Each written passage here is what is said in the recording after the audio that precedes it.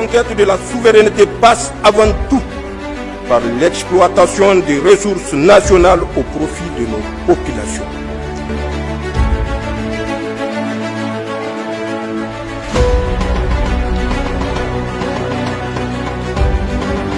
Au Burkina Faso, une affaire criminelle d'une rare gravité secoue l'opinion publique et relance les interrogations autour de la sécurité des anciennes personnalités politiques. Une enquête judiciaire a été officiellement ouverte après la mort violente de Yolande Viviane Compaoré, ancienne ministre et personnalité influente du régime de l'ex-président Blaise Compaoré. Le 10 janvier, son corps sans vie a été retrouvé à son domicile, situé dans un quartier populaire de Ouagadougou. Alerté, les autorités judiciaires se sont immédiatement rendues sur les lieux. D'après les premières constatations communiquées par le parquet, la victime aurait été agressée avant d'être assassinée à l'intérieur même de sa résidence, laissant peu de doute sur la nature criminelle des faits.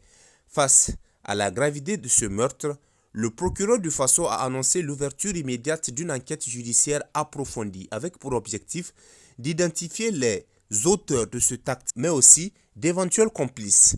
Un appel à témoins a été lancé afin de recueillir toute information susceptible de faire avancer les investigations. Pour l'heure, aucune interpellation n'a été signalée et les enquêteurs poursuivent leur travail.